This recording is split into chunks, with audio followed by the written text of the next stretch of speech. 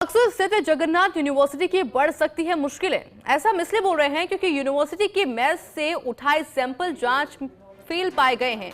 दही का नमूना सब स्टैंडर्ड, काजू मिला सब स्टैंडर्ड, अनसेफ। खाद्य आयुक्तालय को मिली है state central public health laboratory की रिपोर्ट और रिपोर्ट मिलने के बाद आगे की कानूनी प्रक्रिया शुरू की गई है। अतिरिक्त खाद्य आयुक्त पंकज ओझा ने की सैंपल की पुष्टि और कहा कि पिछले दिनों जगन्नाथ यूनिवर्सिटी में कुछ बच्चों की तबीयत बिगड़ी थी। जांच में पता चला कि मेस में खाना खाने के बाद में बच्चों की तबीयत खराब हुई। ऐसे में खाद्य आयुक्तालय की टीम ने मौके पर पहुंचकर कुछ नमूने लिए थे और बड़ी बात यह है कि जब रिपोर्ट इन नमूनों के सामने आई है, फूड के सामने आई है, वो पूरी तरीके से फेल साबित हुए हैं।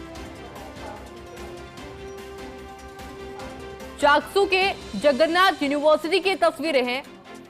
यूनिवर्सिटी के मेस से सैंपल की जांच पूरी तरीके से फेल पाए गए हैं। दही का नमूना सब स्टैंडर्ड, काजू मिला है सब स्टैंडर्ड, पूरी तरीके से अनसेफ। खाद्य आयुक्तालय को state central public health laboratory की रिपोर्ट मिलने के बाद अब आगे की कानूनी प्रक्रिया शुरू कर दी गई है।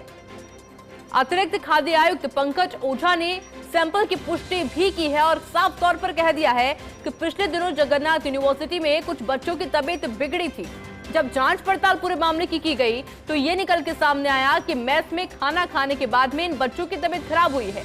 ऐसे में खाद्य आयुक्तालय की टीम ने मौके पर पहुंचकर कुछ सैंपल लिए थे, कुछ नमूने लिए थे, लेकिन बड़ी बात यह है कितनी बड़ी यूनिवर्सिटी और उसके सैंपल पूरी तरीके से फेल पाए गए हैं।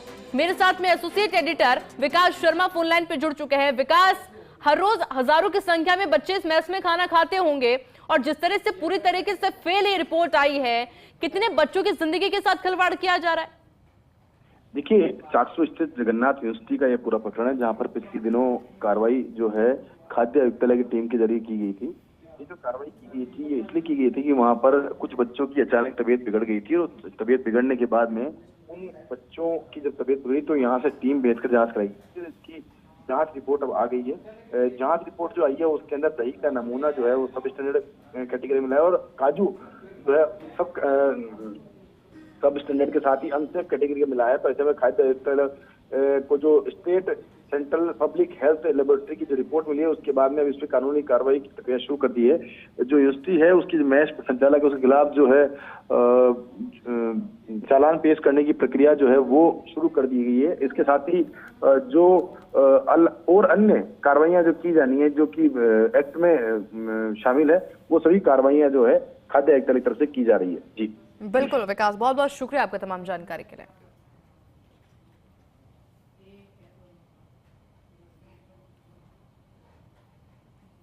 और देखिए, इसलिए जिस तरह से मेरे सहयोगी विकास जानकारी भी दे रहे थे कि ये तमाम सैंपल जो लिए गए पूरी तरीके से फेल साबित हुए हैं। हालांकि अब आगे की प्रशासनिक कार्रवाई पूरे मामले पर की जाएगी।